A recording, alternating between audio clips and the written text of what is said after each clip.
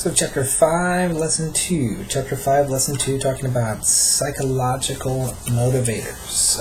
Why folks are motivated to participate in the recreation pursuits that they participate in.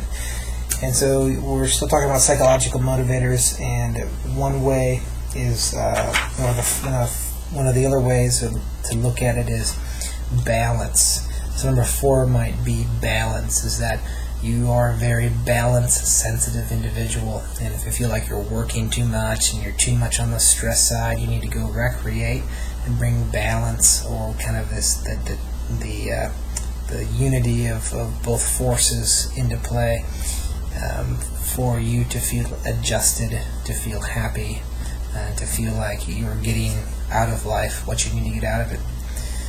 So there's a balance aspect there. And so your recreational pursuits might just be counterbalancing your work, and that's what makes you feel satisfied.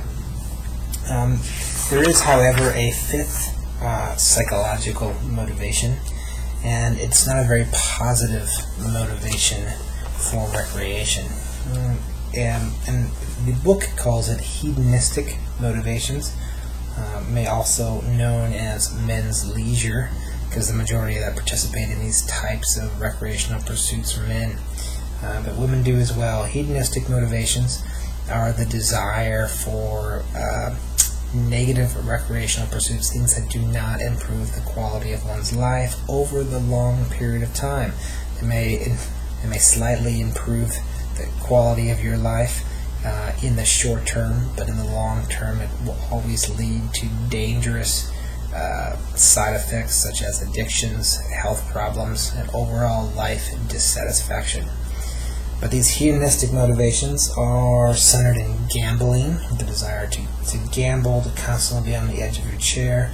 It also includes drug and alcohol abuse, as well as direct or indirect inappropriate sexual involvement with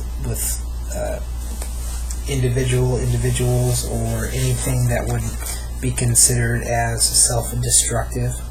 And this leisure behavior is usually a behavior that's done in secrecy, done away from families, away from kids, away from spouses, done in secret, even flown to other parts of the country, such as in Asia, to participate in activities that in the long run are going to be self-destructive.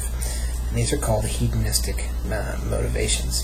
And there is a slight or a small percentage of your overall recreational pursuits that may involve some of these things, but when it consumes or involves the majority of your recreational pursuits, you fall into that category, into that psychological motivation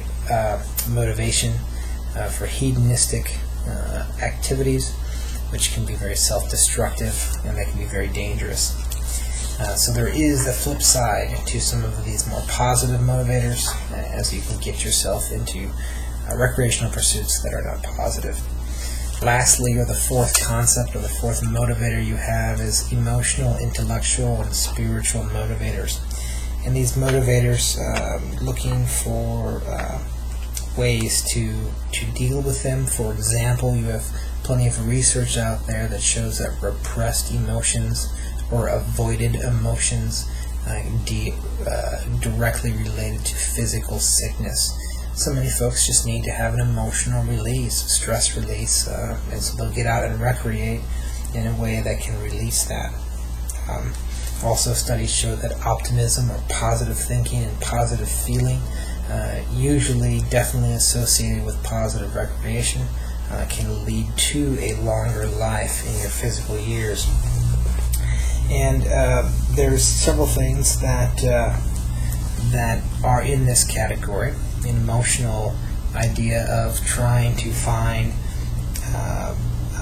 both work and play to be exciting and to be satisfying in your life. And you'll see that people will move and change careers and do a variety of things looking for that type of satisfaction. The other thing is that there's some intellectual motivators, and some people like to pursue certain type of recreational activities that really work the mind, and that can be anywhere from being in the chess club to be interested in a rigorous academic performance. Certainly probably won't happen in this class, but actually a class that challenges you. Any types of games, especially for kids growing up, things like Risk, chess, and activities that challenge one's intellect. And then there's also the subcategory of the spiritual motivators. And what these are is usually many activities associated with the church, community-based activities, spiritually based activities, everything from praying to worship to community service projects, events, relationship building, and many other activities within the church and within the church experience.